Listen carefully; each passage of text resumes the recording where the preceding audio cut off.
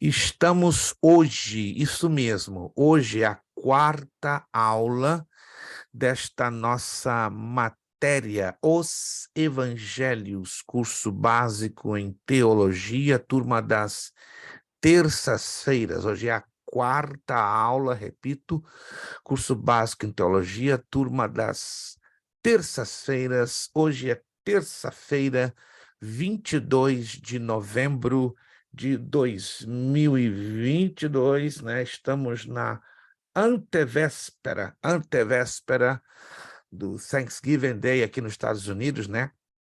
Muitos dizem o dia do peru, outros dizem o dia da farofa, outros dizem o dia do frango assado, como queiram, gente. Eu só sei de uma coisa, é um dia que a família, os amigos se reúnem e alguns comem até um pouquinho demais. Então vai preparando aí o Tums, né, o Alka-Seltzer, aquele antiácido, né, que ajuda, né, a você digerir o que você vai abusar, né? Parece que tem pessoas que passam o ano inteiro esperando por esse dia, mas que Deus possa, acima de tudo, se fazer presente nos lares, nas famílias, né, que estarão se reunindo, seja entre irmãos da igreja, seja entre familiares, tá? Deus abençoe a todos, né? Quisera eu poder ter um Thanksgiving com vocês juntos, mas infelizmente estamos, por enquanto, separados por uma distância física e geográfica, mas quem sabe, né? Quem sabe não, isso é certíssimo. Quem sabe, olha a minha heresia. É certíssimo que lá em cima vamos ter mais que um Thanksgiving, né? O dia que saímos desta terra depois do arrebatamento. Aí vai ser um Thanksgiving para toda a eternidade, graças a Deus. Vamos lá então, meus irmãos, a nossa apostila é uma apostila pequena, mas, rapaz, tem muita coisa para estudar, muita coisa para estudar. Eu já falei sobre o Evangelho de Lucas, certo? Vamos entrar então hoje no Evangelho de João. Hoje nós não vamos usar os slides, né? Só para dar um tempinho para trabalharmos um pouquinho mais com texto. Os slides nós voltaremos. Na próxima aula, eu vou estender uma aula a mais. O projetado seria 5, mas eu estava fazendo uma revisão no conteúdo e vai ficar muita coisa para trás, vai ficar mais de 40%.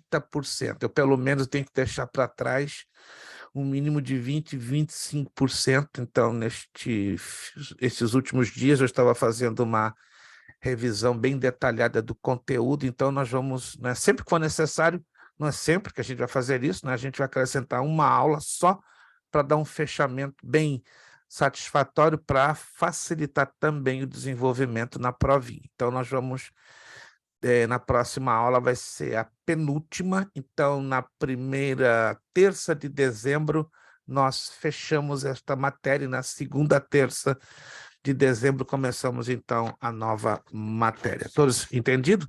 Todos entenderam? Isso, é só para não deixar muito conteúdo para trás, porque parece que não, né? Estudar os 4 evangelhos é algo muito diferente. Eu não sei se alguns de vocês já estudaram alguma vez da maneira como estamos estudando os 4 evangelhos, mas só estaremos, obviamente, ganhando, tendo uma aulinha a mais para fecharmos bem o conteúdo. Página de número 5. Página de número 5. Deixa eu aqui fazer umas perguntas, só a título de revisão, tanto que eu não vou usar os slides, né, mas já crendo, né, que os irmãos já passaram pelos slides, já deram uma olhadinha, já leram alguma coisa, já deram uma passadinha de olho também na apostila. Quem de vocês é voluntário? Ninguém aqui é obrigado, não vou esticar o dedo, nem vou indicar nomes, não, mas quem de vocês poderia abrir o áudio e me dizer em poucas palavras a representação gráfica dos 4 evangelhos? Quando eu me refiro à representação gráfica, só representação gráfica, só isso, né? Qual é a imagem, o símbolo, o animal que representa Mateus, Marcos, Lucas e João, se é que alguém se lembra. Mateus, leão, Angelina, Marcos, touro, Anjo, João, Águia. Repita, irmão Wilson. Irmão Wilson não demorou nem 10 segundos. Gente, perceberam? Irmão Wilson fez igual aquele seriado dos anos 70. Me perdoe, não se escandalize, não. Eu assistia muito um seriado chamado Gunsmoke. Não sei se o irmão Wilson chegou a assistir muito no Brasil, né? Era Faroeste. E o camarada, quando estava terminando de dizer ai, o camarada já estava já com as 12 pistolas acertando o outro. Assim me lembrei agora do irmão Wilson. Quando eu terminei, ele já tirou dos 2 revólveres da cartucheira e me acertou aqui. Irmão Wilson, repita de novo para o povo aqui se alegrar, porque o senhor hoje, rapaz, o irmão Wilson sempre é especial, mas hoje ele deu uns tiraços aí que há muito tempo eu não vejo. Vamos lá, repita, por favor. Mateus, Leão. Leão. Marcos, Touro. Lucas, Anjo. João, Águia. Uma vez mais para o povo, um pouquinho mais devagar, para o povo fixar isso na mente. Mateus, qual é a figura? Leão. Leão. Ei, vamos lá. Marcos, qual é a figura? Touro. Touro. Lucas, qual é a figura? Anjo. Anjo. Maravilha. E João? Águia. Águia. Se você perguntar isso, se o irmão perguntar ao irmão Wilson, daqui a 20 minutos, ele de cabeça vai falar para você. A memória dele, olha, ganha de 20-0 da minha. A minha tá encolhendo igual repolho, só Jesus da causa. Um outro aluno, quem puder aí, né, ninguém é obrigado. Agora vamos melhorar essa situação. Vai abrir o áudio e voluntariamente vai me dizer para quem foi escrito os evangelhos, ou seja, para quem foi escrito Mateus, para quem foi escrito Marcos, para quem foi escrito Lucas e para quem foi escrito João. Qualquer um de vocês fique à vontade. Mateus, o rei. Mateus. Só um momentinho. Vamos deixar... Bom, você decida, né? Entrou o irmão Elton e irmã Angelina. Qual dos dois? Vamos lá. Querem tirar para o ímpar? Mateus representa a força e a autoridade real. Para quem foi escrito? Para quem, Mateus? Para quem? Os judeus. Os judeus. Os judeus. Então a irmã Angelina já está lá, está com o anzol na mão. Marcos? Marcos para os romanos. Para os romanos. Lucas? Para os gentios. Para os gentios. E João? Para a igreja em tempos para a igreja. Irmão, você... Quem não conhece a irmã Angelina, eu e minha esposa conhecemos a irmã Angelina. Ela é Steve Jobs de calças. Né? Não, perdão, de saias. O corpo feminino, vamos dizer, porque calça saia é indiferente, né? Essa menina, você está entendendo, gente? A glória seja dada ao Senhor, né? Fiquem aguardando, né? Quem sabe aí no futuro teremos uma professora já para a glória do Senhor. Anotaram então? Mateus, escrito para os judeus. Marcos, escrito para os romanos. Lucas para os gregos e João para a igreja em geral. Vamos então entrar no Evangelho de João, página de número 5. Para a igreja em tempos difíceis. João também deixa claro o propósito do seu evangelho em João capítulo 20, versos 30 a 31. Quem já leu algum de vocês, pelo menos uma vez, todo o evangelho de João? Alguém já leu alguma vez o evangelho de João? E isto, quem se lembra quantos capítulos possui o evangelho de João? Quem se lembra? Vamos lá. Irmão Wilson está tentando se comunicar comigo com linguagem de surdo-mudo. Irmãos, modéstia à parte, eu converso com surdo e mudo, aprendi. 21 capítulos, pastor. 21, né? Só que, irmão Wilson não estava conversando em linguagem de surdo e mudo, ele estava jogando mímica, né? Mas um dia eu quero ter o prazer de você estar com o irmão Wilson em Boston, só ensinar 2 frases ou 2 versículos bíblicos em linguagem de surdo e mudo. Né? João 3,16 e o Salmo 23 inteirinho. Vou sentar com ele, vou ensinar. E ele vai achar um negócio lindo, né? Toda hora lá. Negócio... A próxima oportunidade que eu for a Boston, eu vou passar para o senhor pelo menos um desses versículos. 21 capítulos. Vamos ver então o que o capítulo 20, verso 31 nos diz. Na verdade, Jesus, está ali na apostila, fez diante dos discípulos muitos outros sinais, muitos outros sinais que não estão escritos neste livro. Estes, porém, foram registrados para que creiais que Jesus é o Cristo, o Filho de Deus, e para crendo tenhais vida em seu nome. Em outras palavras, o Evangelho de João, prestem bem atenção, revela um conteúdo, como já havíamos falado desde o princípio que estamos estudando esta matéria, que muitos de nós não encontramos nos evangelhos sinópticos, né? Mateus, Marcos e Lucas, e, consequentemente, é uma pequena novidade. Por quê? Porque muitos julgam que o ministério de Jesus se limitou à narrativa dos 4 evangelhos. Não, não se limitou, e muito menos os milagres descritos ou discriminados nos 4 evangelhos. Ou seja, ele fez muitos outros sinais. E aqui quem está falando é alguém que caminhou com Jesus, não é verdade? Que conviveu com Jesus. Quais foram, irmãos, dos 4 evangelistas, além de João, que caminharam com Jesus, conheceram Jesus, foram chamados diretamente por Jesus? Alguém se lembra? Minha memória apagou nesse exato momento. Apagou. Pedro, João, Tiago. Não.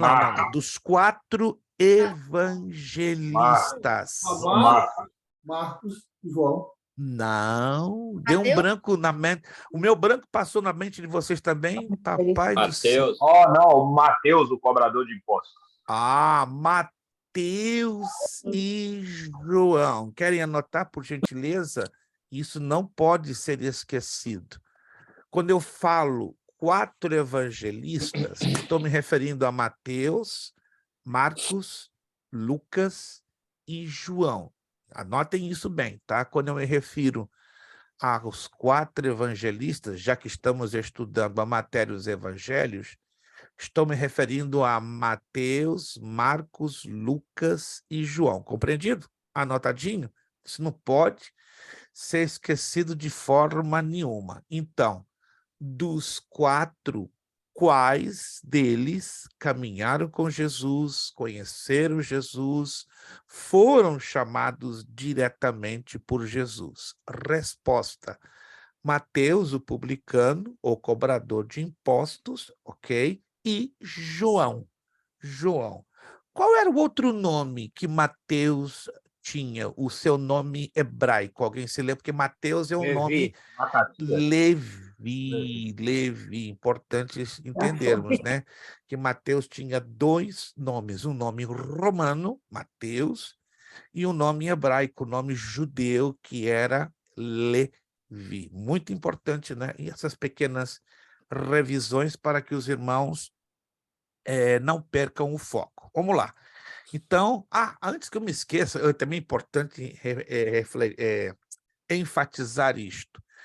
Se estamos estudando 4 evangelhos, segundo o que temos estudado, dos 4, 3, presta atenção, 3 deles apresentam semelhanças na narrativa da vida e do ministério de Jesus. Quais são esses 3 evangelhos? Angelina já lá.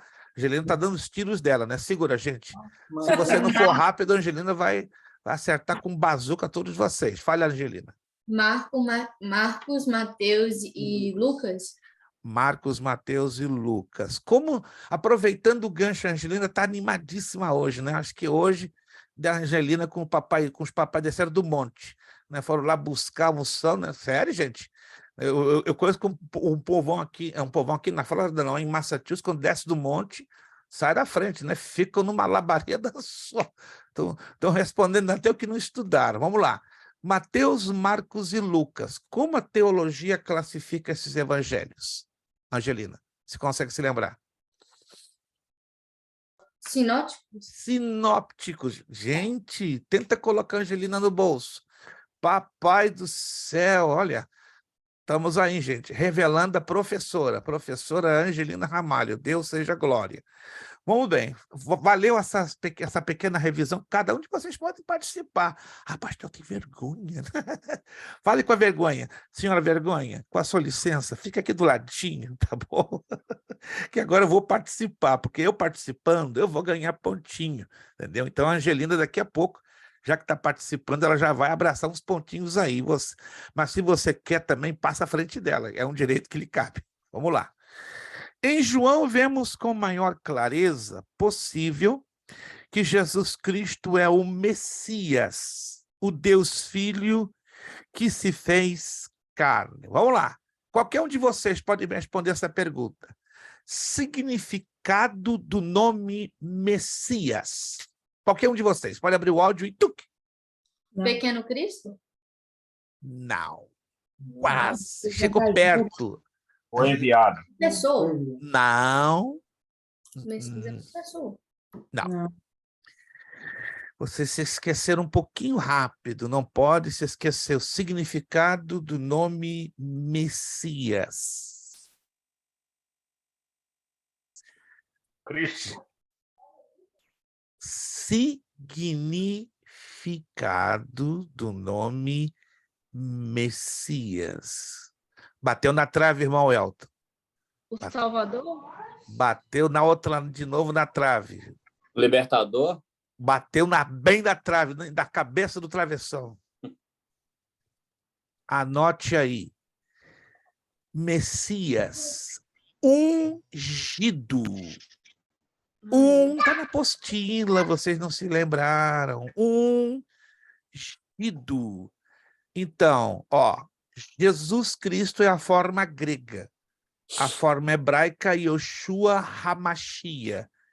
Yoshua, hebraico. Jesus é a forma grega. Então, tanto Yoshua como Jesus significam Salvador. Anote aí. Jesus é a forma grega. Yoshua, com Y, né? Y-E-S-H-U-A, é a forma hebraica. Ambas significam Salvador, já que Cristo é a forma grega. Cristo. E Messias é a forma hebraica. E ambos significam ungido. Então, o nome do nosso Salvador ou do nosso grande mestre é Salvador ungido. Anotadinho? Não pode. São pequenas particularidades que parece que escapam, né, em um momento. Deixa aqui eu esticar meu bracinho, que eu deixei a minha garrafinha de água lá na ponta, minha mesa é bem grande. Já volto, só para esticar que eu não consigo chegar. Isto. Perfeito, perfeito. Maravilha. Vamos, então, voltando à apostila. João, capítulo 1, versículo 18. Ninguém jamais viu a Deus, o Deus unigênito que está no seio do Pai é quem o revelou. Alguém tem ideia? Está aí, em negrito, com letras bem escuras. Qual o significado da palavra unigênito? Você já leu em algum lugar? Unigênito. Único. Único o quê? Deus. Único Deus? Não. Único filho. Único único filho. filho. Único filho. Anotem aí, se alguém está esquecendo, a expressão unigênito quer dizer único filho, o filho único. Daí, ninguém jamais viu a Deus. O Deus unigênito, é o Deus filho único, ou filho único de Deus, que está no seio do Pai, é quem o revelou. João 4:24. Aí na nossa apostila. Replicou-lhe a mulher: eu sei que vem o Messias, que se chama o Cristo. Quando ele vier, há de nos anunciar todas as coisas. Disse-lhe Jesus: eu sou o que falo contigo. Estão percebendo aí? Eu entendo que alguns alunos, muitas das vezes, não prestam atenção em algumas frases, em algumas colocações, palavrinhas, mas se você está dando uma lidinha na apostila, você está percebendo que tem muitas palavras, expressões, não é? Que eu coloco em negrito. O que é negrito? Eu coloco em letras escuras. Alguém está percebendo isso? Tá? Então, eu escrevo o texto normal, mas, de repente, eu, de propósito, coloco algumas palavras em letras escuras. Isso é chamado de negrito. É um recurso, né, que você usa tanto na área da digitação. Aí você vai ver aí, já falamos sobre o Messias, mas lá no finalzinho, lá de João 4, 24, 25, se você olhar na apostila, eu coloco em negrito uma expressão. Qual seria essa expressão em que você está lendo? Fala em negrito. Eu o sou. Eu o sou. O que Jesus estava querendo dizer para a mulher samaritana? Porque lembram-se, porque ele estava, né, travando um diálogo com a mulher samaritana no poço de Sicar, ou no poço de Jacó. Então, eu não coloquei esse negrito de qualquer maneira, para um enfeite, para um adorno. Coloquei isso para chamar a atenção de vocês. Ou seja, Jesus chamou a atenção da mulher samaritana dizendo, eu o sou. Aí coloquei em negrito. Aí, o que você entende? O porquê que Jesus fez essa declaração? Você não é obrigado a saber, mas é interessante. Ele era o enviado. Ele era o Cristo que viria. Hein? Ele era o Ele enviado. quis dizer para ela que ele seria o Cristo que viria, ao que ela se referia. Isto, mas é um pouquinho mais. O irmão Abissai está no caminho correto. Ele era Abissai, enviado. fecha o ciclo que eu te dou 50 hoje. E o Messias Só que falta ela 25. tratava com ele sobre o assunto, era ele que estava conversando com ela. Ele era enviado. Não. Ficamos ali aonde o Abissai. O Abissai entrou no caminho certo, mas tem uma razão mais Pastor. profunda. Se revela a ele, né, que... Não, perdão. Sim, irmão Ele- Leandro. Ele se identificou como próprio Deus Cristo. que se revelou a Moisés quando Irmão libertou o povo. Leandro! Tirou da mão do Abissai e caiu no colo do irmão Leandro, que lhe deu os 50 pontinhos. Mas é que eu só preciso de 25, pastor, por isso. A humildade do Abissai me assusta, gente. Por isso que eu tenho que voltar a bosta e dar um abraço no Abissai e convidar Vem para um tomar café aqui. E aquele café. Ô, Abissai, não me provoca, Abissai. Meu Deus, vamos lá, deixa aqui eu anotar, irmão Leandro. Parabéns, irmão Leandro. Jesus ali estava se identificando com Deus, da maneira como Deus se identificou a Moisés. Que coisa linda. Parabéns, irmão. Irmão Leandro tá aí, ó, tá ligado, tá com os 2 faróis de milho. Se você deixar ele passar, vem aí na frente e pega. Vamos lá. Muito bem. João escreve para levantar o ânimo de uma igreja em perseguição, que a essa altura era formada quase totalmente por irmãos que não haviam visto Jesus pessoalmente. O autor do 4º evangelho retransmite aos seus ouvintes as experiências de contato mais íntimo com Jesus Cristo. Ao lermos João, não falta muito para nos sentirmos caminhando com o Mestre e ouvindo-o conversar. Em outras palavras, o evangelho de João é o chamado evangelho da intimidade. Você pode conhecer a obra de Jesus bem detalhada em Lucas, bem narrativa, apresentando Jesus Cristo como o Messias de Israel em Mateus, tendo uma visão do servo em Marcos, mas nada comparado a João.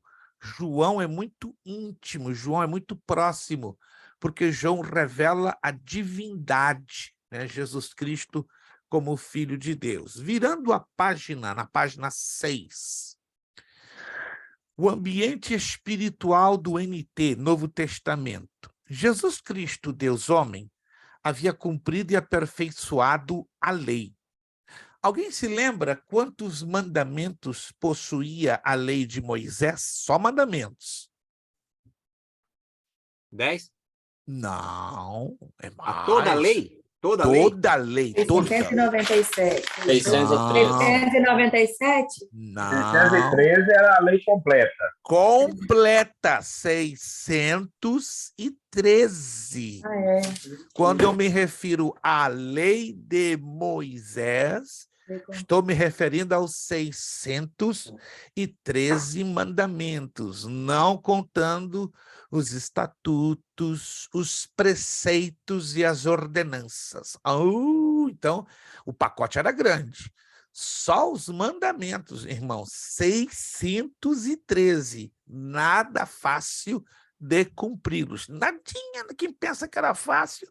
Tanto que Jesus teve autoridade e a coragem, claro, filho de Deus, como não poderia dizer, eu vim para cumprir a lei e não para revogá-la, porque ninguém, sob hipótese nenhuma, havia conseguido cumprir toda a lei, porque aí entra os 613 mandamentos, mais, repito, os preceitos, as ordenanças e os estatutos. Aí você coloca pelo menos mais ou menos 1025 elementos. Então, pega 613 e soma 1025. Humanamente impossível, vamos ser sinceros, né? Ou seja, a lei agregada com os seus adjuntores era quase impossível, totalmente impossível para o homem cumpri-la. Vamos lá. Alcançou a realização de toda a libertação do pecado e a nossa retomada da comunhão com o Pai. Jesus foi o único que reaproximou e que reconciliou o homem a Deus.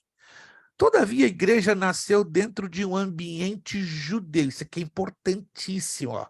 A igreja nasceu dentro de um ambiente judeu, na continuidade das promessas do Velho Testamento.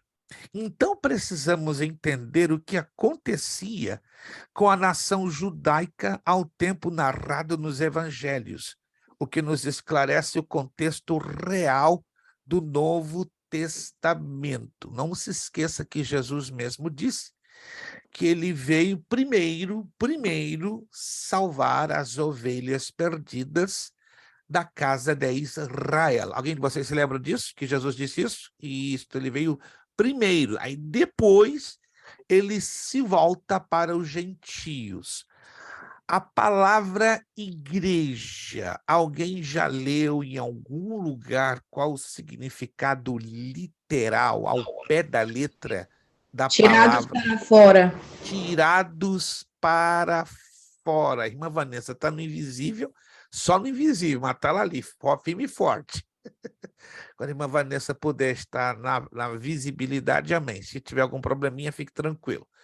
Tirados para fora, tá? Tirados para fora. Vem da palavra grega eclesia. Quer puxar uma setinha lá? Coloca ali ao lado da palavra igreja. Do grego, eclesia. Como é que se escreve? E2Ks L-E-S-I-A.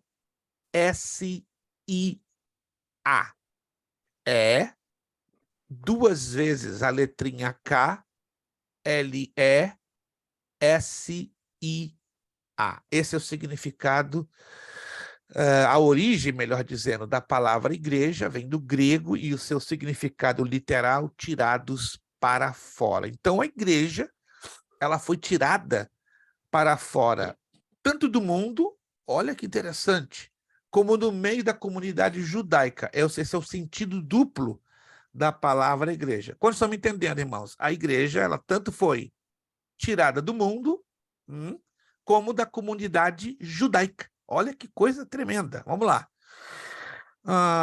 Então, precisamos entender o que acontecia com a nação judaica ao tempo narrado nos evangelhos, o que nos esclarece o contexto real do Novo Testamento. Acredite ou não, muitos leem o Novo Testamento e ainda não o compreendem. Por quê? Porque não aprenderam a conhecer o contexto, tanto histórico como cultural, do Novo Testamento, que, queira ou não, está ligado ainda ao quê?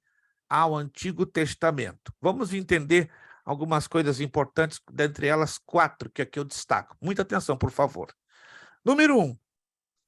Nenhum relato de profecia durante 4 séculos, desde Malaquias até João Batista. Olha que interessante.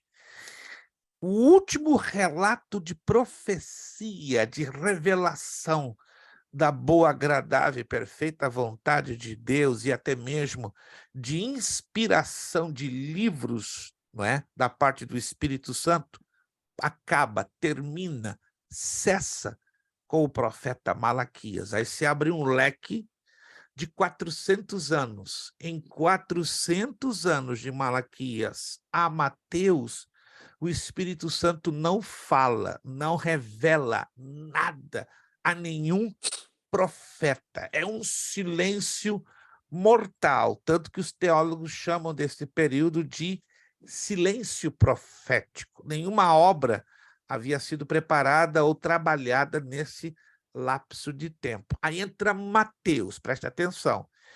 Entra Mateus e entra em cena um profeta.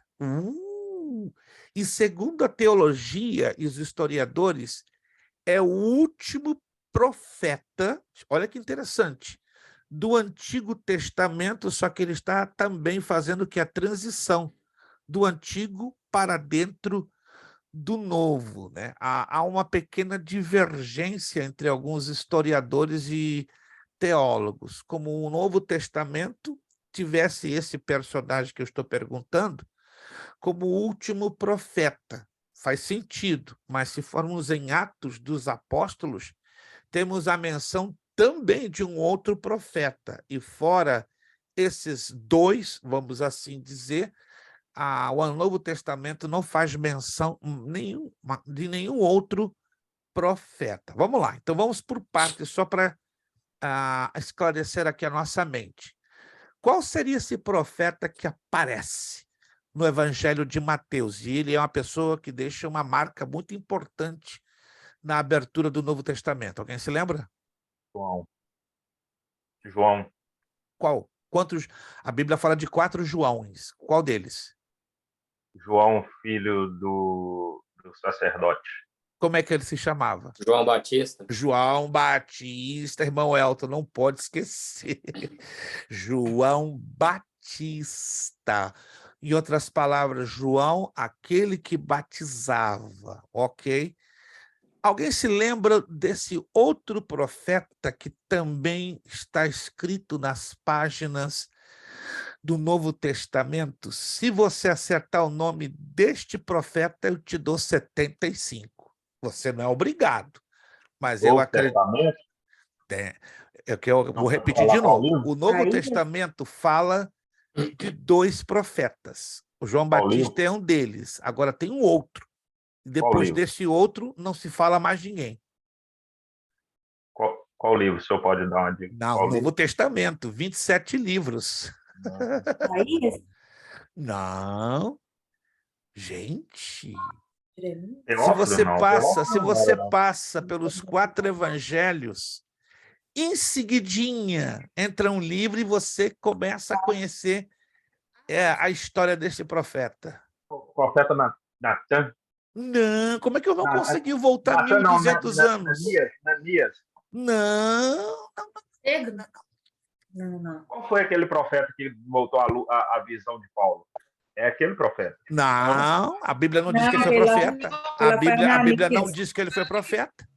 Lá foi Ananias, mas Ananias... lá foi Ananias. Mas ele não era profeta. A Bíblia não fala que ele era profeta. Não. Temos que ver pelo que a Bíblia fala. Olha, a gente trabalha com deduções. A gente trabalha com deduções. Vou deixar vocês pensarem um pouquinho, só um pouquinho mais.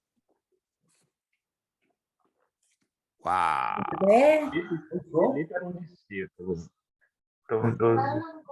Jesus? Não. Último profeta. Vou dar 1 minuto. 1 minuto. Exatamente 1 minutinho mais. Profeta minutinho mais. de ofício, pastor? Tá na Bíblia, com todas as letras. Irmão. Meu Deus. Uau! Agora estou um pouquinho surpreso. Não sei. Atos capítulo 21, por gentileza. Você vai anotar isso aí, ó, com aquele canetão amarelão. Quando você abrir o livro de Atos, vai doer até os seus olhos. Atos o quê? 21? 21. Irmã Vanessa, maravilha, recebi a sua mensagem, sem problemas. Deus lhe abençoe. Irmã Vanessa está com algumas pequenas situações, razão que ela hoje não pode estar visível. Atos capítulo 21, verso 10. Demorando-nos ali alguns dias, desceu da Judéia um profeta chamado Ágabo, e vindo ter conosco, tomando o cinto de Paulo, ligando com ele os próprios pés e mãos, declarou: isto diz o Espírito Santo, assim os judeus em Jerusalém farão ao dono deste cinto e o entregarão nas mãos dos gentios. Quando ouvimos estas palavras, tanto nós como os daquele lugar rogamos a Paulo que não subisse a Jerusalém. Nunca ninguém leu sobre o profeta Ágabo? Sério? Rapaz, estou ganhando um presente de ação de graças, um presente surpresa. Uau! Então anota aí, ó. Coloca aquele canetão bem amarelão, né? Mancha bem essa página. Quando você abrir Atos, já você vai ver o nome do homem. Ágabo. Pastor, essas Bíblias na linguagem de hoje, tá como ele tinha o dom de profecia. Esse é o problema. Esse é o grande problema. Temos que ter muito cuidado com essas traduções. As traduções modernas, elas não obedecem ao texto receptus, ao texto recebido. Elas são chamadas tradução por equivalência dinâmica. E isso é um pouco perigoso, porque distorce o original como está no hebraico, aramaico e grego. Facilita, por um lado, a compreensão. Almeida já fala que é profeta. Profeta, então, e as traduções em inglês vai dizer Prophet Agabus, não muda. Anotaram aí, gente? Surpresa? Eu também ganhei uma surpresa. Eu imaginava que alguém havia ouvido falar do Ágabo, mas tudo bem, já estamos aí com uma importante nota que não vai ser esquecida. Então, baseado nisso, há duas versões que João Batista, pelo menos é o que está escrito, né? Vamos ver essa expressão que eu vou levar aqui a vocês, que diz que ele foi o último profeta nascido de mulher. Por isso que essa expressão, não é? Último profeta nascido de mulher. Vamos lá, vamos aqui abrir a palavra de Deus. Está lá em Mateus, capítulo 11, versículo 13. Capítulo o quê? Mateus 11, 13. A gente vai pelo texto bíblico. Então, baseado neste texto, se aplica que João Batista foi o último profeta, porque todos os profetas e a lei profetizaram até João. Entenderam aí? Então, João fecha o ciclo dos profetas do Antigo Testamento dentro das páginas do Novo.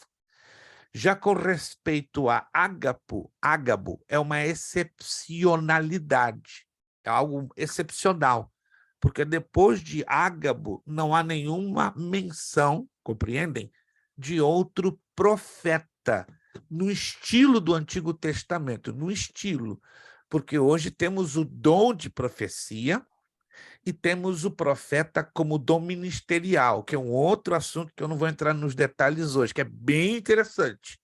Tá? A maioria não entende, não conhece dentro das páginas do Novo Testamento que hoje nós temos o dom de profecia.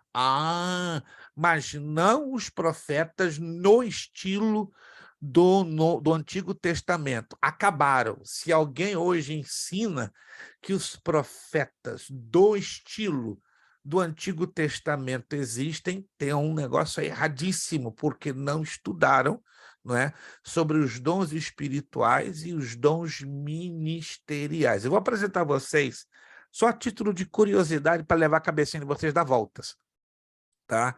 Que existem dons espirituais e dons ministeriais. A listinha está bem clara nas escrituras, mas eu vou postar, entendeu? Eu vou postar, vou trazer um gráfico aí e vou colocar no grupo e vou mandar para o e-mail de vocês.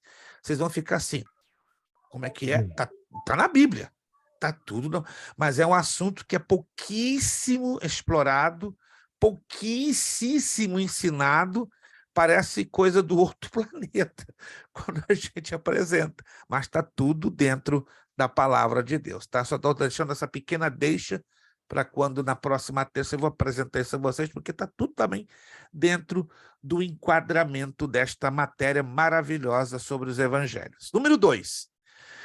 Muitos falsos messias, muitos movimentos político-religiosos.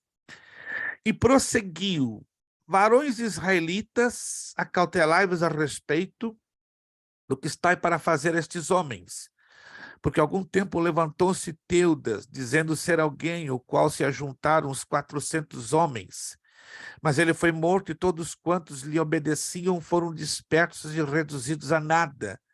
Depois dele levantou-se Judas, o Galileu, nos dias do recenseamento e levou muitos após si. Mas também estes pereceu e todos quantos lhe obedeciam foram dispersos. Olha que interessante isto, né? O Evangelho de João fazendo algumas importantes advertências. Nacionalismo e rebeliões políticas contra os dominadores romanos. Aqueles, pois, que se haviam reunido perguntavam-lhe, dizendo: Senhor, é nesse tempo que restauras o reino a Israel? A preocupação dos judeus era a expulsão dos romanos. O foco deles nem era com respeito a receber o reino de Deus. Irmãos, vamos parar para pensar? Hoje não está diferente, não.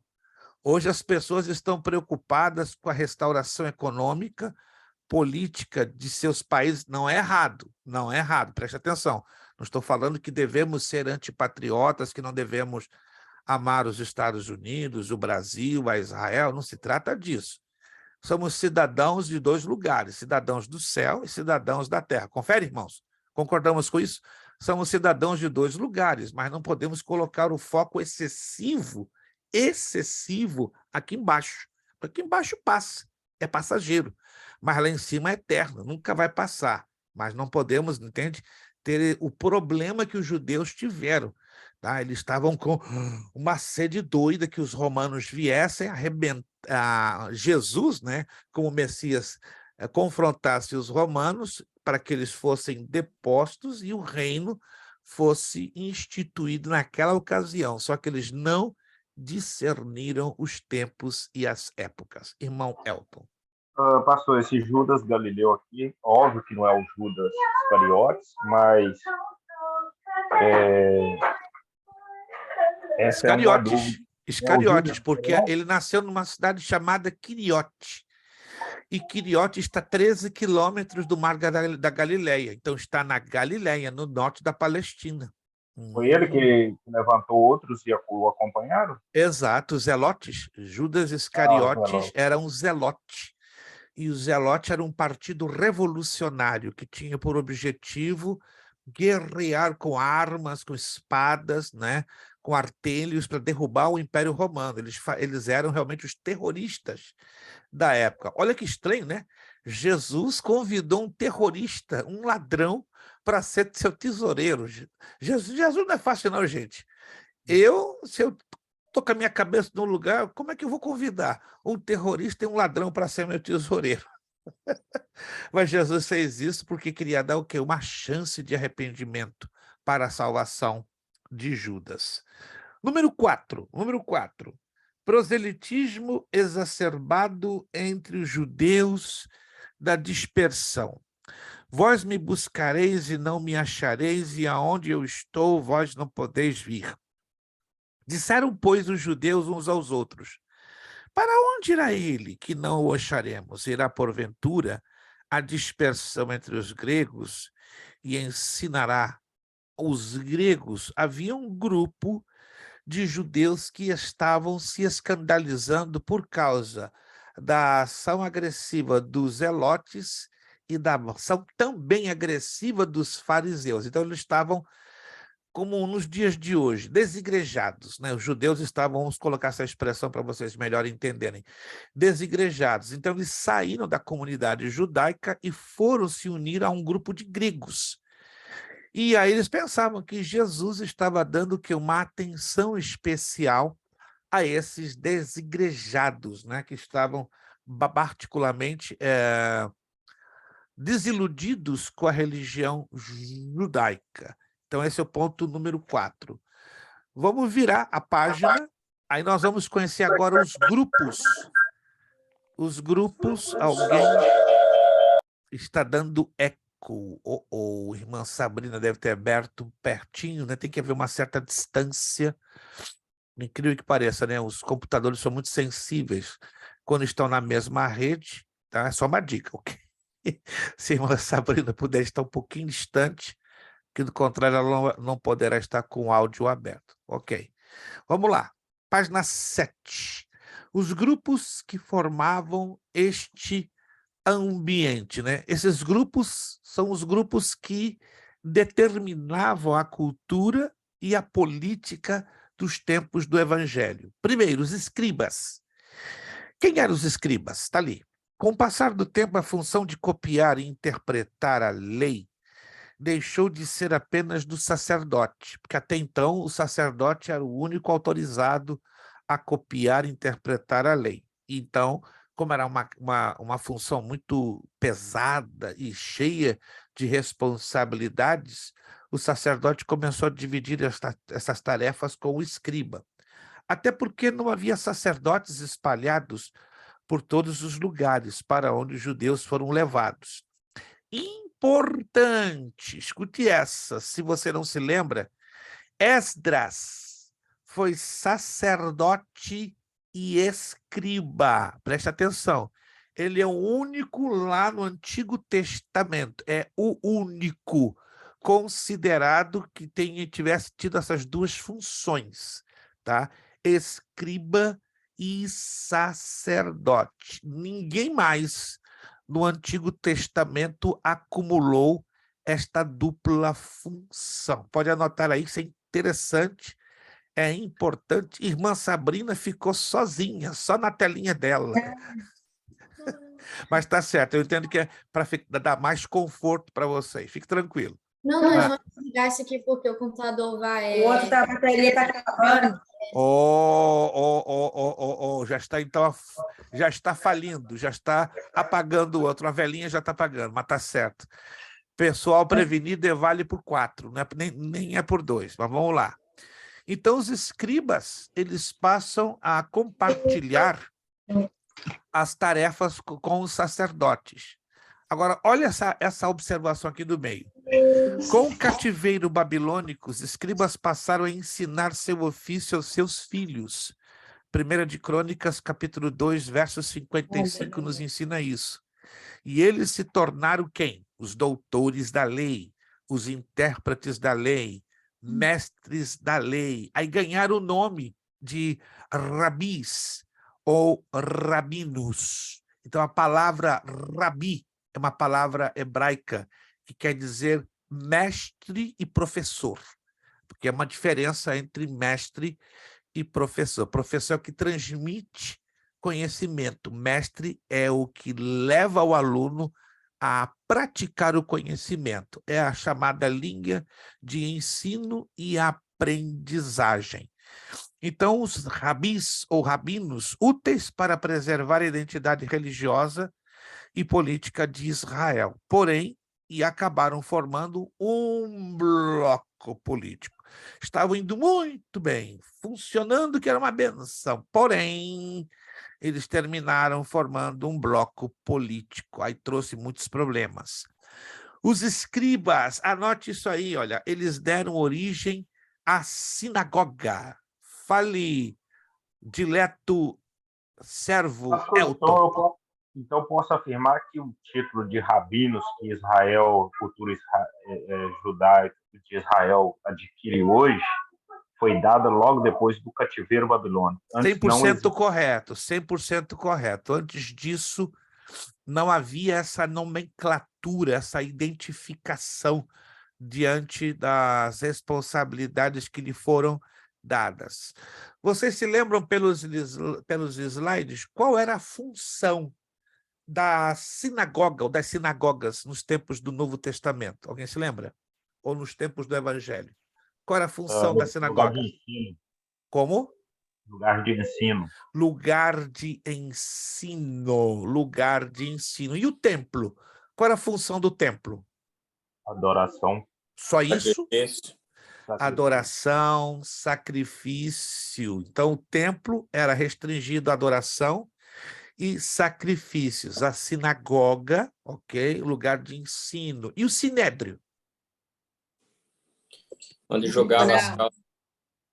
Tribunal. Era um tipo de tribunal, onde as causas... as causas criminais, as causas civis eram julgadas. Perfeito, vocês estão aí ligados. Então, os escribas deram origem à sinagoga. A maioria dos escribas, olha essa, era da seita dos fariseus. Quem se lembra o significado da palavra fariseu? Nós já falamos. Doutores da lei. Não. Na ressurreição dos mortos e dos anjos. Esse era o credo deles. Mas qual o significado literal da palavra fariseu? Não é sem vergonha ou mau caráter, né? Porque hoje em dia a gente ouve, seu fariseu se usa de forma pejorativa, né? Sem vergonha e mau caráter. Mas qual o significado da origem da palavra fariseu? Quero dar 75, gente. Separado, agora ficou difícil. Irmã Sabrina falou, irmão Elton falou. Vamos fazer o seguinte para não ser injusto. Dou 35 para cada um. Pronto, 35 para a irmã Sabrina, 35 para o irmão Elton. Aí vocês vão para a cama sorrindo. Irmão Gil reage, irmão Gil. Na aula passada, irmão Gil estava escorrendo uma unção que ninguém segurava. Mas o irmão Gil deve estar um pouquinho cansado, que é um pouco normal, né?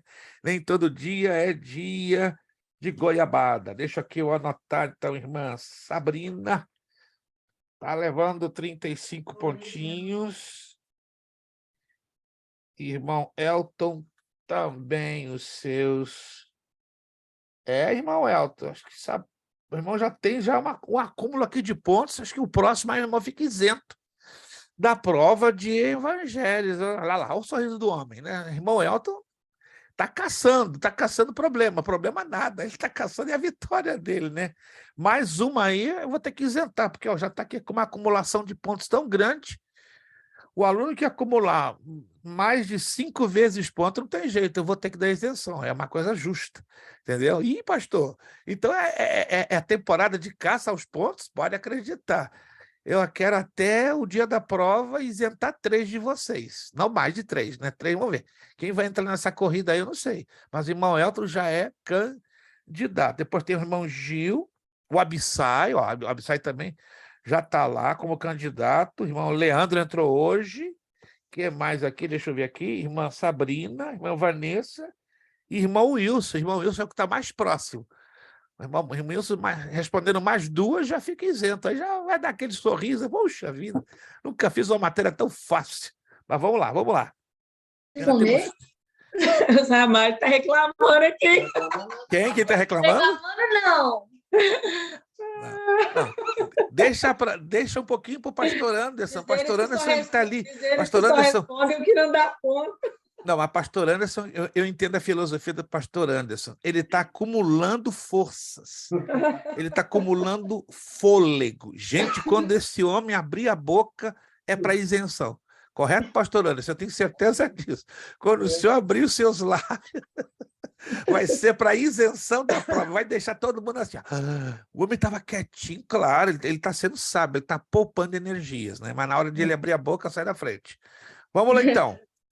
Com o tempo, mantiveram a forma de pregação da lei, a quem nos referimos, aos escribas, porém sem viver o seu conteúdo. Em Mateus 23, deixa bem claro o que Deus pensa dos que mantêm uma religiosidade apenas exterior e aparente, né?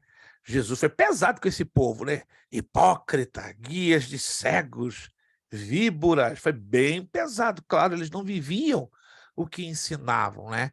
Jesus mesmo disse: errais porque não conheceis as Escrituras e nem o poder de Deus. Esses são os escribas, fariseus separados. A apostila está dizendo, né? Vocês quebraram tanta cabeça, mas está aí. Esdras teve legítimos continuadores da obra de ensinar a palavra de Deus. Eram os Hasidim, que significa leais a Deus. Hasidim é uma expressão hebraica, ok? Por se oporem bravamente a muitas injustiças de lideranças, para preservar a retidão, foram se fortalecendo politicamente. Passaram a acrescentar coisas à palavra de Deus, conforme o historiador Flávio Josefo. A lei oral dada por Deus a Moisés sobre o monte Sinai, por intermédio do anjo Metratone. Olha a loucura isso aqui. O anjo increado, transmitida à posteridade por meio das tradições, tem a mesma autoridade que a lei escrita. Essa frase nós extraímos do livro O Período Interbíblico, do pastor Enéas Tonini. Se você quer um boníssimo livro para estudar sobre o que aconteceu no período interbíblico, ou seja, do silêncio profético entre Malaquias e Mateus, está aqui uma dica excelente. Se não me engano, tem disponível no Amazon. Posso estar enganado, eu andei esses dias dando uma olhada, mas esse livro é excelente. Eu tenho ele em português muito bom, eu tenho a 4ª edição. Já é um livro bem antigo, deve estar aí pela 12ª ou 13ª edição. Virando a página, ainda falando dos fariseus. Pelo seu comportamento impecável, gozavam grande prestígio entre o povo no tempo de Jesus. Contribuíram com ideias corretas, a imortalidade da alma, a ressurreição do corpo, a existência dos anjos bons e maus. Todas as coisas são dirigidas por Deus e haverá recompensa ou castigo após morte. Ao homem foi concedido por Deus o livre-arbítrio. Interessante, né? O credo religioso dos fariseus, ou seja, a visão doutrinária deles, é bastante parecido com a nossa, de cristãos, né? E, na verdade, Jesus, não é, transferiu esse mesmo ensino para dentro dos evangelhos e o apóstolo Paulo os confirmou. Seus filactérios, peças de pergaminho com textos escritos e que se punham na testa e no braço. Não sei se vocês viram que os judeus ortodoxos, os judeus religiosos, usam uma caixinha na altura da testa. Alguém já viu isso? Uma caixinha. Exatamente uma caixinha, e lá dentro tem um pergaminho em miniatura com textos da Sagrada Escritura, como eles também têm nos braços fitas de couro. Não sei se alguém já chegou a ver um judeu, né, com fitas de couro, né, em toda a extensão mais ou menos aqui do antebraço até a altura do cotovelo. Estas fitas de couro, se um dia vocês verem um judeu, peça permissão para se aproximar e vocês vão se surpreender. Estão escritos vários versículos da lei de Moisés, vários, 1, 2, 3, 4, uma coisa interessantíssima. E na caixinha, geralmente, é um pergaminho com um conjunto que varia entre 8 a 25 versículos, mas escritos de uma maneira bem miniaturizada, que tem que só ler com lupa, bem interessante. Claro, isso é uma tradição religiosa. Respondeu-lhes Jesus, está aqui na apostila, bem profetizou Isaías acerca de vós, hipócritas, como está escrito: este povo honra-me com lábios, o seu coração, porém, está longe de mim, mas em vão me adoram. ensinando doutrinas que são preceitos de homens. Vós deixais o mandamento de Deus e vos apegais à tradição dos homens. Disse-lhes ainda, bem sabeis rejeitar o mandamento de Deus para guardardes a vossa tradição. A Bíblia fala de um fariseu muito importante. Acreditamos e cremos, né, ao estudarmos a Bíblia, que foi o fariseu que marcou a história do Novo Testamento. Quem foi este fariseu? Que define Paulo. É importante deixar claro, importantíssimo, e eu acredito que você já deve ter ouvido muitos pastores e até pregadores muito bem intencionados ensinando que Paulo era solteiro. Impossível. Por ser fariseu e membro do Sinédrio, era obrigado a ser casado. Anote aí, isso é importante. Nenhum fariseu, membro do Sinédrio, era um tanto automático, né? Fariseu, membro do Sinédrio.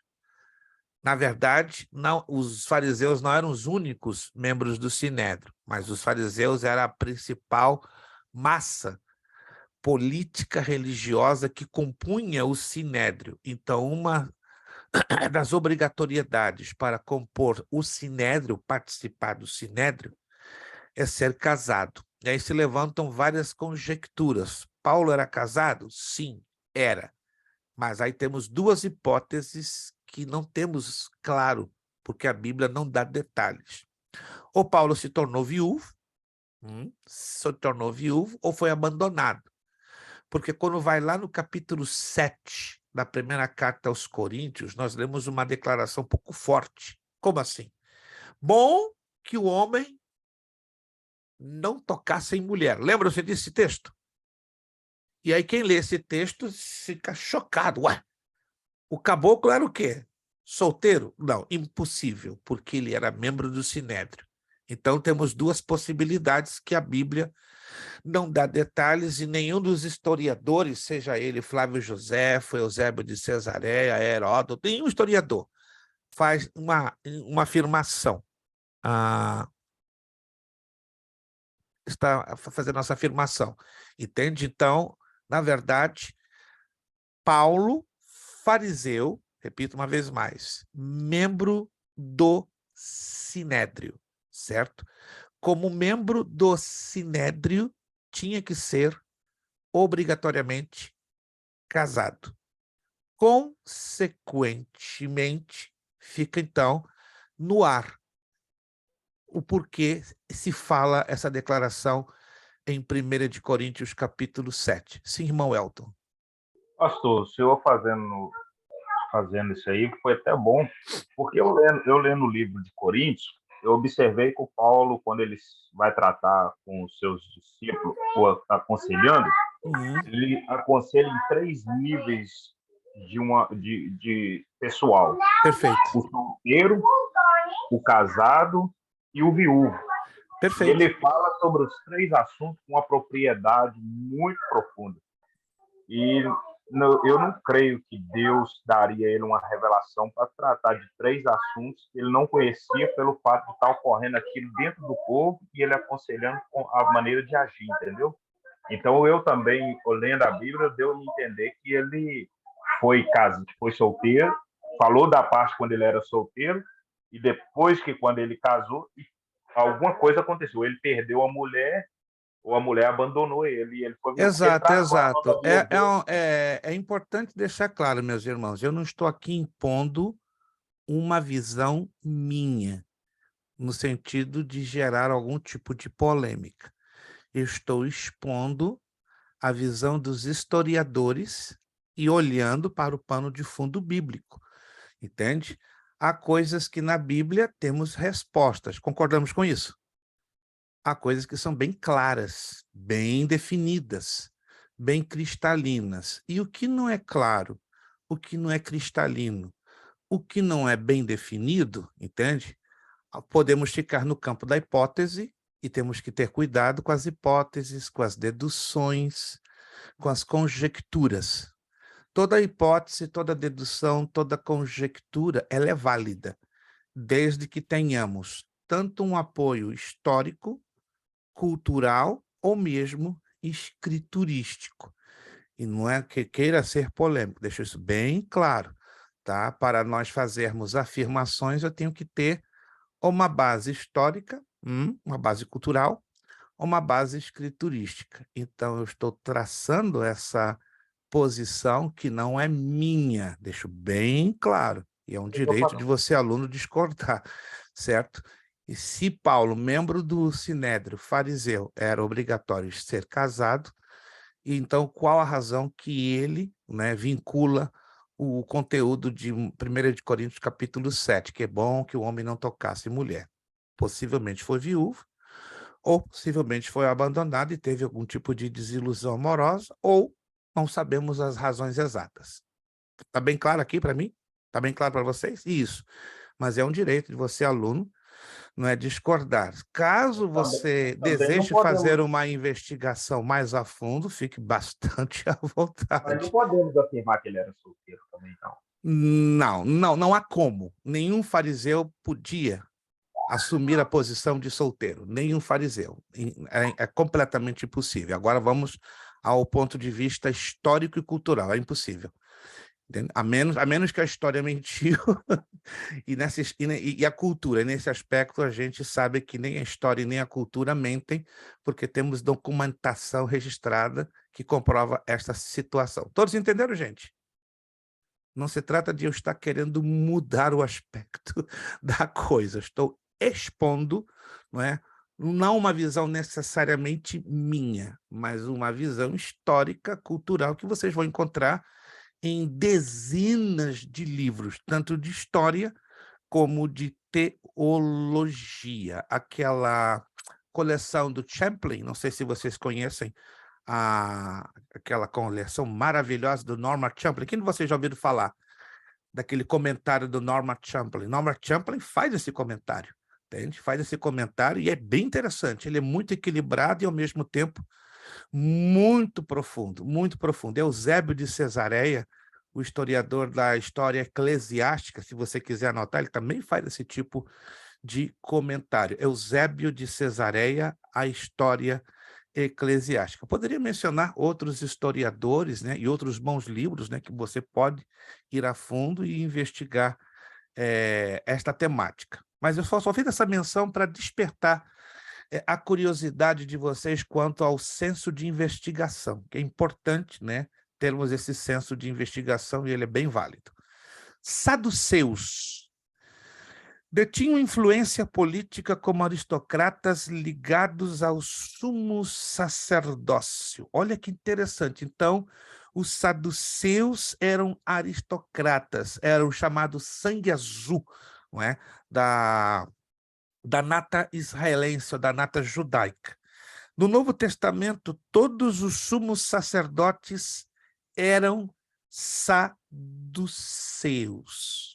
Mas no Evangelho de Lucas, nós vemos uma situação, eu creio que já até mencionei isso a vocês, muito anormal com respeito a sumos sacerdotes. Alguém se lembra?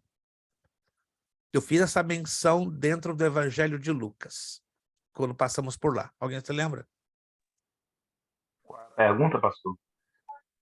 Estamos falando dos saduceus, correto? E que nenhum sumo sacerdote poderia ser da linhagem dos saduceus, ou seja, era obrigatório que fosse da linhagem dos saduceus, pelo menos no Novo Testamento. Pelo menos no Novo Testamento. No Antigo Testamento, eles eram oriundos da tribo de Levi, mas no Novo Testamento mudou a situação completamente, tá?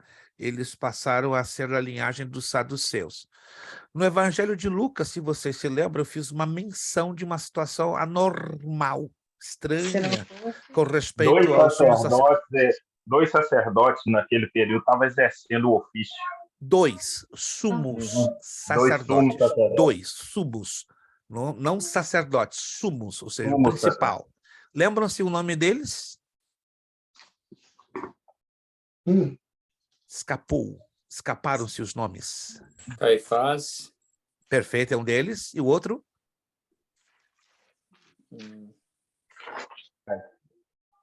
E rima, né? Os dois têm... Ainás. Não, quase. Chegou perto. Caifás e Sais.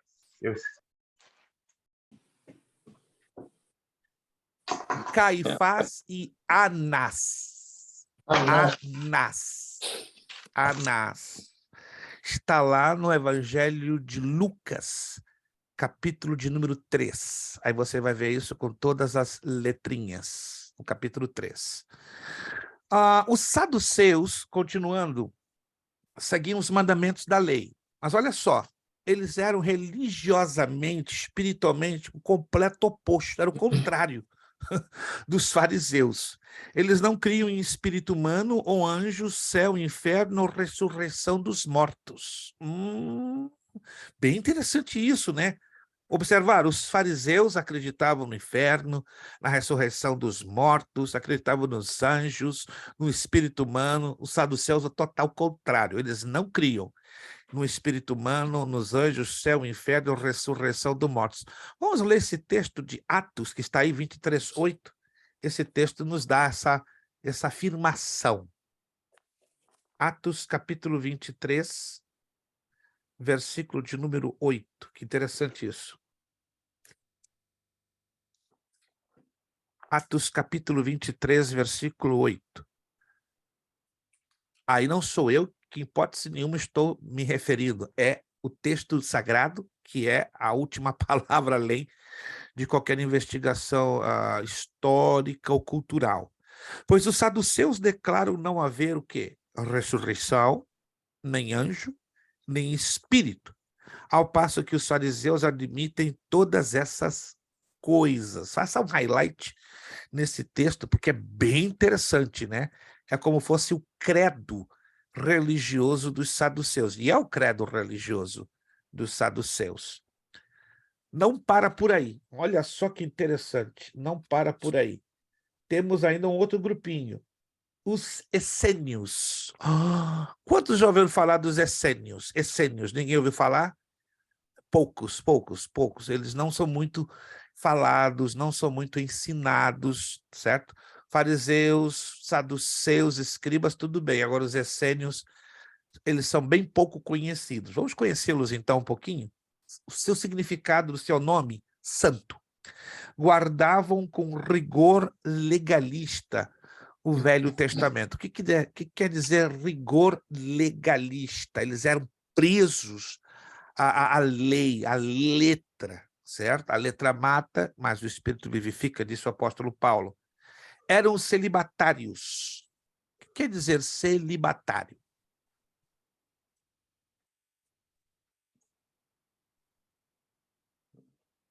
O som está funcionando, eu tenho certeza que o som está funcionando.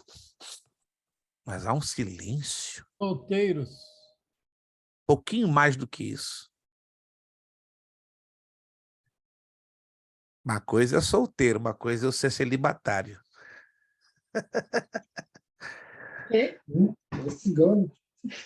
Nem todo solteiro é celibatário. Já garanto a vocês. Abstinência sexual? Exatissimamente. Eles tinham abstinência sexual. Não se misturavam, não... É como nós, infelizmente, sabemos na sociedade podre que vivemos, infelizmente. Muitas pessoas solteiras e tendo relações sexuais ilícitas à vontade com 1, 2, 3, 4, 5, aí vai. Mas os celibatários não. Eles não tocavam em mulher, não tocavam em sexo, nada. Assim eram os essênios. Eram celibatários. Não tinham, de forma nenhuma, nenhum tipo de relacionamento físico. Né, com Alô? Assim são os padres? Isto, exatamente. Esse foi um problema, irmã Ana Lu, que veio lá da antiga Babilônia, isso é algo de 3.500, 4.000 anos antes de Cristo, através do culto a Nimrod e a Tamuz. E os saduceus, acredite se quiser, eles pegaram a carona do culto babilônico, né? O culto babilônico que exige, em alguns aspectos, não em todos, né, de alguns dos seus sacerdotes, o celibato. Ainda que os sacerdotes babilônicos, na sua essência, eles eram dados a orgias, eram polígamos, certo? Mas alguns destes sacerdotes eram obrigados a cumprir o voto de celibato, certo? E os essênios, né? Eles pegaram uma carona com alguns rituais da antiga Babilônia. Não influenciavam Israel. Olha que interessante os essênios. E não são mencionados nem no Velho, nem no Novo Testamento. Então, na Bíblia, você não vai encontrar menção dos essênios. Na Bíblia, você vai encontrar menção dos fariseus, dos saduceus, dos escribas, mas os essênios, eles só fazem parte do pano de fundo cultural da nação de Israel e também eles, de uma forma ou de outra, eles deixaram uma marca dentro do conteúdo ou do panorama do Novo Testamento. Aí temos o número 5, sim.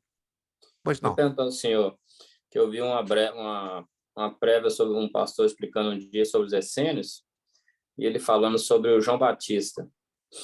E ele falou que João Batista foi criado por eles no deserto. Sim, faz sentido, embora a Bíblia não dá esse detalhe técnico, mas as características, né? A Bíblia diz que ele comia mel silvestre, lembra-se disso? E se alimentava de gafanhotos. Isso era uma característica peculiar dos essênios, né? Uma característica de uma vida separada, de uma vida isolada, entende? De uma vida de ermitões, né?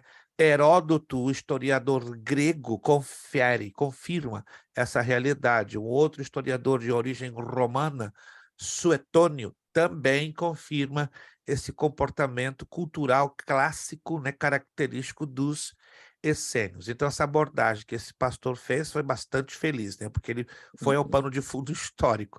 Então, é bem provável, 95%, que João Batista tenha sido, obviamente, criado, orientado, discipulado pelos essênios. Acredita-se, né, Heródoto, o historiador grego, que Zacarias tenha sido um essênio, embora em nenhum lugar da Bíblia vemos essa declaração abertamente, mas simplesmente pela linha de comportamento e a forma como João Batista se comportava, entende? Então se crê, ou se tem como uma ideia bem clara que tenha sido também Zacarias e sua esposa Isabel, membros desta linha, no caso, dentro do judaísmo, que eram os essênios. Temos os herodianos. Os herodianos. Quantos de vocês já ouviram falar dos herodianos? Poucos, também não são muito conhecidos. Contrariando a lei de Moisés, Deuteronômio 17:15, os judeus tiveram sua consciência religiosa ferida pela imposição romana de um rei não judeu. Herodes era de Edom. Alguém se lembra o significado da palavra Edom? Obrigado, por favor. Eu estou só puxando lá do fundo do baú algumas lembranças que eu tenho certeza que alguns de vocês, ao estudarem, lerem a Bíblia, ouvirem ministrações, pregações, de repente, eventualmente, já cruzou a mente de vocês. Edom. Vamos lá. Quem foi a cabeça da tribo de Edom? Alguém se lembra? A cabeça. Ali foi Ló com as suas 2 filhas, aí teve os amonitas e os edomitas. O significado, não sei, fertilidade? Ou... Vermelho. Vermelho. Edom, que significa vermelho ou avermelhado, ou tonalidade carmesim. Por causa da quantidade de enxofre, né, e de basalto, que são minerais muito característicos desta parte sudoeste, ou sudeste, né, da Palestina, fronteira com a Jordânia, onde então se denominaram os edomitas e os amonitas. Herodianos, então. Fariseus e herodianos eram inimigos irreconciliáveis. No entanto, olha, se uniram para atacar Jesus. Olha o que diz lá em Mateus 22, 15 e 16. Então os fariseus se retiraram e consultaram entre si como apanhariam em alguma palavra, e enviaram-lhe seus discípulos juntamente com os herodianos, a dizer: Mestre, sabemos que és verdadeiro, e que ensinas segundo a verdade o caminho de Deus, e de ninguém se te dá porque não olhas a aparência dos homens. Olha só, né? Os bonzinhos dando uma despertos para Jesus, né? Ô mestre, querendo bajular o Senhor Jesus. O Senhor Jesus sabia exatamente quem eram essa raça de víboras.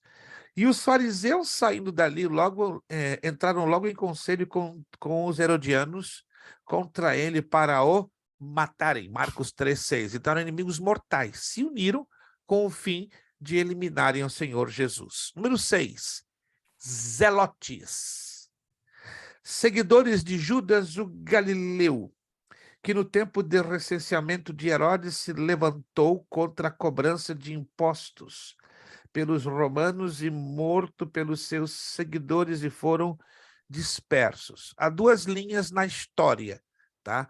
A história fala de 2 Judas Galileus, dois, tá? E eles se confundem dentro do contexto bíblico, certo? Eu prefiro ficar com a de Atos 5:37. Vamos em Atos 5:37, que é interessante. Atos capítulo 5, versículo 37.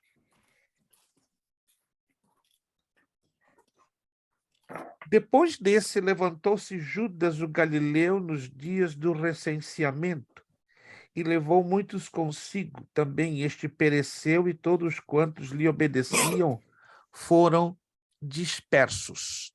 Se confunde com Iscariotes, que também era da região de Quiriote, na Galileia, entende? Então, existem 2 aberturas na história. Então, preferivelmente, o que o texto bíblico nos traz seria mais adequado, ou seja, tanto este Judas como o Iscariotes eram zelotes, tá? Tanto Judas Galileu, tá? Que foi morto, a Bíblia aqui não dá detalhes, aqui diz também este pereceu. O Iscariote, a Bíblia diz qual a forma que o Judas Iscariotes morreu. Lembram-se como foi a morte de Judas Iscariote? Como se deu? Alguém se lembra? Irmã Rubiane, irmã Rubiane foi fantástica, irmã Rubiane. Agora tem que ganhar. Irmã Rubiane, acho que eu vou ter que dar ponto para a senhora, irmã Rubiane. Só fez agora o negócio, só artista que não é o seu esposo. Ó, ela fez direitinho, enrolou, ainda puxou o negócio. Irmã Rubiane, só por causa disso eu lhe dou 40, irmã Rubiane. Ela não falou nada. Só fez o gesto. Mas gente, foi tão bem feito, foi coisa de artista. Ô, pastor. Sim, fala lá. Um texto fala que ele se enforcou e um outro texto fala que ele se jogou no precipício. Você explica para mim, por favor? Sim. O texto, de acordo com os evangelhos, uns dizem enforcou-se, outros lançaram-se sobre o precipício, mas o texto grego fala mais forte, gente. Na verdade, Judas sofreu um processo chamado impalação. Já ouviram falar o que é impalação? Era num processo de martírio muito comum na antiga Pérsia, né? Entre os persas, era muito normal o processo de impalação. Como isso funcionava? O camarada colocava uma corda como fosse exatamente se enforcar. Esta corda, amarrada ao pescoço, tinha uma extensão, tá? Então, imagina aqui a corda amarrada ao pescoço, na posição vertical, agarrada num tronco. Está me acompanhando? Uma outra corda amarrada na extensão de um galho, que tem a resistência, porém, olha só que interessante, com uma viga, tipo uma estaca, pontiaguda, colocada na altura das nádegas do camarada. Olha, vai observando a coisa. Então, o condenado estaria nessa posição. Aqui, ó, a cabeça amarrada a uma corda. A corda, ó, apoiada em um ramo, de preferência forte. Neste mesmo ângulo, estamos o quê? Tipo uma lança, vamos assim entender melhor, uma lança, uma viga de madeira, que ficava exatamente nessa posição aqui, estão vendo? Então, a corda na altura da cabeça e uma outra corda, só que com uma lança posicionada na direção das nádegas. É. Quando o camarada, para fazer o suicídio, para a coisa ficar caprichada, ele não apenas ficava com um problema aqui, ó. Pelo peso do seu corpo, ele jogava assim para trás, está provado em vários documentos. E a lança que estava por detrás das suas nádegas penetrava o seu ânus. A escritura diz que as suas entranhas, o quê? Saíram para fora. Que horrível, não é verdade? Isso era muito comum entre os persas. Isso chama-se impalação. Então, em alguns evangelhos, essa colocação que se lançou-se a um abismo é um erro de copista. O correto é como está em um dos evangelhos que diz que lhe saíram as suas entranhas. Então, na verdade, Judas se enforcou, não é? Porém, por impalação. Então, ele não morreu necessariamente, porque se você ler o texto, parece que não faz sentido, né? Ele se enforcou e saiu as entranhas. Percebe o negócio? Temos que ler um texto e interpretá-lo, porque não faz sentido. Como é que eu vou me enforcar e vai sair as minhas entranhas? Vai sair meu fígado, meu intestino? Atos fala isso, né? Exatissimamente, exatissimamente. E Atos dá a descrição do que era o que é a impalação. Faça uma pesquisa. Como é que funcionava a impalação na antiga Pérsia? Por um bom tempo, a impalação foi usada como martírio, né, na Palestina. Depois foi abolida e substituída pela crucificação. Fiquei muito tempo tentando entender como é que ele amarrou o pescoço, pulou e a força foi tanta e partiu lá embaixo. Não, é bem interessante isso, né? É bem interessante, mas faça essa pesquisa, né? Se vocês quiserem, eu posso até mandar um material para vocês conhecerem como é que funcionava o ritual ou a prática da impalação, que os romanos usaram por um certo tempo na Palestina, mas pelo fato que era uma prática tão cruel e tão assim, vergonhosa, eles pararam de usar. E aí foi substituída pela crucificação. Vamos lá, então. Jesus, além de ter tido um discípulo zelote, por nome de Judas Iscariote, também teve outro, Simão, Mateus 10, 1, 4, que antes era zelote, mas o Senhor pagava o tributo a César. Olha que interessante. Então, Jesus teve dois discípulos zelotes, Judas Iscariotes e Simão. Quem está assistindo aquela série The Chosen vai identificar no seriado que Simão era irmão daquele paralítico do tanque de Betesda. Alguém está assistindo aquela série The Chosen? Alguém? Ninguém? Só Angelina, a família Ramalho. Se vocês... Eu assisti só a primeira. Eu assisto, pastor. Como? A Vanessa, eu assisto. Isso, agora a irmã se lembra, então, que o irmão do paralítico era o Simão Zelote? Creio que a irmã se lembra, correto? E vocês sabem que a minissérie agora está no cinema. A partir de sexta-feira, a Season 3, a temporada 3, está arrebentando, bateu recordes de bilheteria. Não fui ainda. O episódio 1 e 2 está nos cinemas. Dia 18, sexta-feira, os cinemas, mais de 2.000 cinemas em todos os estados, está trazendo um impacto enorme, enorme. Então é um motivo, se você tem um cinema aí próximo da sua casa, vai para a televisão, se não me engano, dentro de 3 meses, de graça. Se você quiser esperar, tudo bem, né? Mas o povo não está tendo paciência, não, porque está simplesmente impactante, impactante. Eu já vi o trailer no YouTube, tá lindo, lindo, fantástico. E já tenho testemunhos, hoje estava lendo, né, o site deles, já tem pessoas que estão entregando a sua vida ao Senhor Jesus Cristo pelo impacto tão forte que está trazendo já o episódio 1 e 2 dessa terceira temporada. Então, fique bem à vontade, mas recomendo. Ou você iria ao cinema, ou no mês de março aguardar que já estará, não é, indo para a televisão e você vai assistir aí no conforto da sua casa. Vamos então, já estamos em 9h51, vamos virar a página e vamos introduzir-nos um pouquinho falando sobre João Batista. Alguma pergunta, alguma dúvida, alguma colocação que algum dos irmãos gostariam de fazer? Fique bem à vontade, aqui estamos. Pastor, Sim, por Eu favor. poderia ver o vídeo de novo, mas sobre Edom, o senhor falou que é vermelho e o senhor explicou o significado. Eu peguei muito pouco sobre aquilo. Em poucas palavras, o senhor poderia resumir para mim? Eu vou falar numa pequena postagem que eu vou fazer para o irmão, né? Aí Tá o bom. irmão vai entender, porque já estou aqui anotando. Eu vou ver se eu faço isso entre hoje e amanhã. Não posso deixar de amanhã fazer, senão eu acabo esquecendo. Então já vou fazer isso como máximo amanhã. Virando a página 10. João Batista. A importância de João Batista. Os 4 evangelhos iniciam mencionando e dando grande ênfase ao ministério de João Batista. De fato, quando a igreja vai buscar de Deus o nome do 12º apóstolo para ocupar o lugar de Judas, a condição para ser apóstolo e testemunha do Senhor é que o tivessem conhecido desde o tempo de João Batista. Então, os apóstolos bíblicos têm critérios bíblicos. Hoje temos apóstolo para todos os gostos. Não falo isso para criticar, não, por favor. Existem os apóstolos bíblicos e os apóstolos não bíblicos. Alguém me perguntou, pastor, o senhor respeita os apóstolos não bíblicos? Sim, uma questão de ética, uma questão de respeito, claro. Eu não vou combater nenhum irmão que se levante hoje com o título de apóstolo.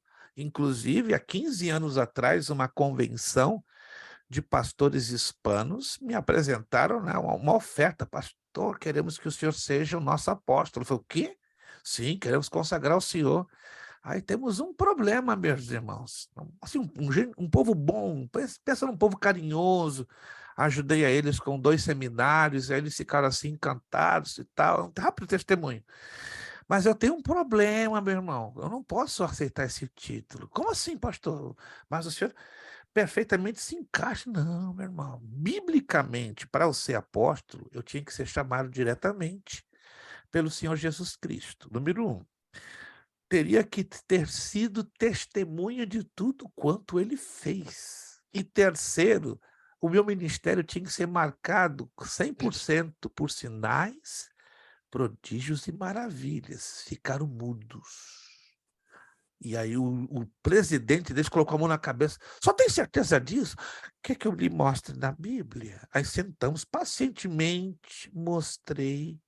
Ficaram atônitos, angustiados.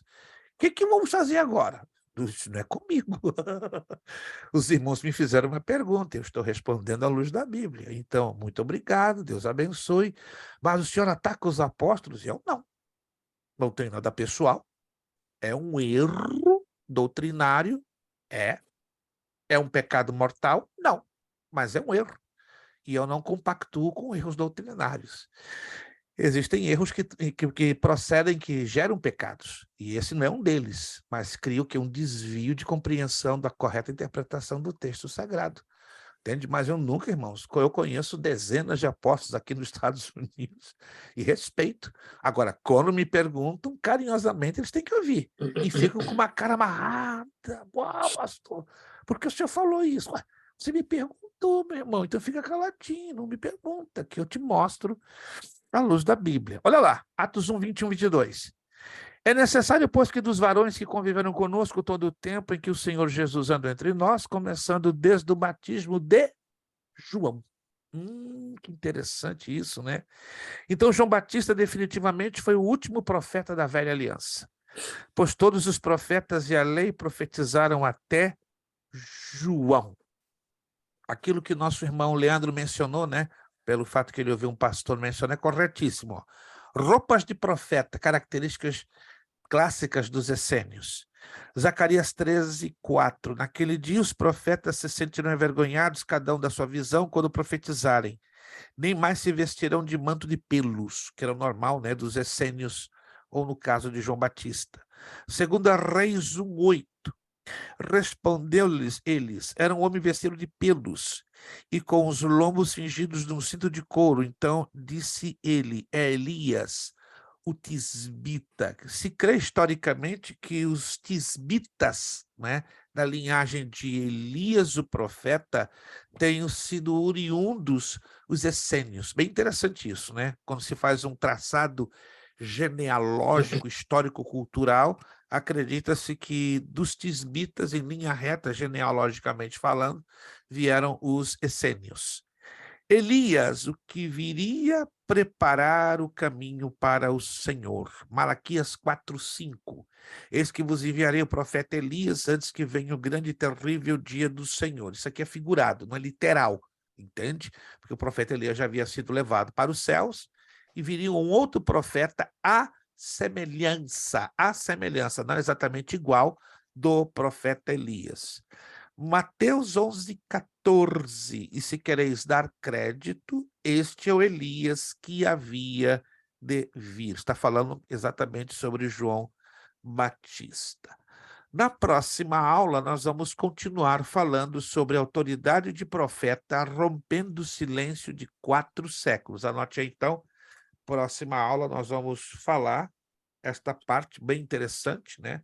Falando sobre João Batista, aquele que estaria rompendo o silêncio de 4 séculos. Vamos falar de João Batista e o batismo de arrependimento, porque João Batista teve que anunciar a Jesus a pregação de João Batista, que era diferente dos judeus, e nós vamos falar do reino de Deus nos 3 sinópticos. Dê uma olhadinha, então, dê uma lidinha na apostila daí para frente, né? Que amanhã, na próxima aula, nós vamos largar umas perguntinhas que vão te dar pontinhos e até mesmo a isenção.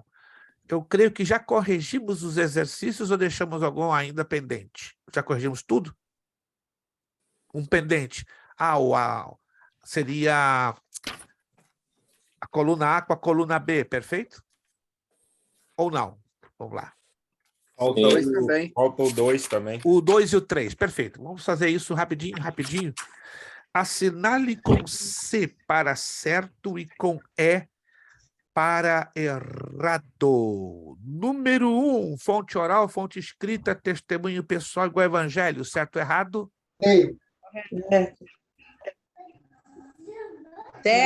Certo, isso. Fale com alegria, ou então faça igual a irmã Rubiane.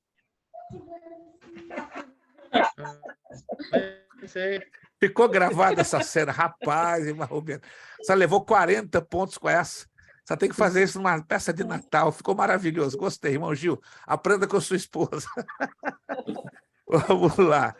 Número 2. Mateus contém 20 parábolas, 15 exclusivas, certo ou errado? Errado. Número 3. Lucas é o único evangelho a apresentar a palavra à igreja, certo ou errado? Errado, erradito. Número 4, as palavras-chave do evangelho de Mateus é rei e reino, certo ou errado? Certíssimo. Número 5, com respeito aos princípios do reino, Jesus é reconhecido pelas multidões como filho do homem, certo ou errado? Errado. Jesus é rei macho. Vocês estão pegando o jeito, é isso aí. Então, número 5 errado. Porque o filho do homem não está ligado aos princípios do reino. Não. Número 6, Antioquia da Cilícia foi o lugar da redação do Evangelho de Mateus, certo ou errado? Verdade. Certo. Errado, foi Antioquia da Síria. Número 6, errado. Foi Antioquia da Síria, não da Cilícia. Só troquei as Antioquias. Vamos lá, agora vai ficar gostoso isso aqui, gente. Vai ficar gostoso. Síria. Presta atenção, se você errar aqui uma letrinha, quebra tudo, é igual um efeito dominó. Vamos lá, então, devagar. Respire fundo, vamos com tranquilidade. Relacionar a coluna A com a coluna B. Eu dou a letra e vocês me vão cantando os números. Letra A, qual é o número? 10. 10, corretíssimo. Letra B, número? 16. 16. Letra C, qual é o número? 25. Letra D, qual é o número? 19. 19. Não. Aquele que 14. Letra 14. D, 14. Então, você esquecendo que Lucas é o que traz a luz. Não. Então, agora vai dar problema, né? Vai dar problema. Então, letra A, 10. Letra B, 16. Letra C, 25. Letra D, 14. Letra E, qual o número? 1. 1. Letra F, qual o número? 20. Não. 19. Ih, vai dar problema aí na frente. 19. Letra F, 19.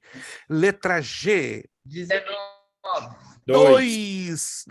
Eita, vai quebrar o Dois. processo. Vai quebrar o dominó. Então, letra F, 19. Letra G, 2. 19, acertamos! H. Alguém tá aí? 21. H. Qual o número? 21. 21. Letra I. Eu falei disso em uma das aulas. Qual o 3. número? 3. 3. J. Qual o número? 18. 18. 18. K. 22. 22. L. 6. 23. M. 15. 15. N. 4. 4. O. 11. 11.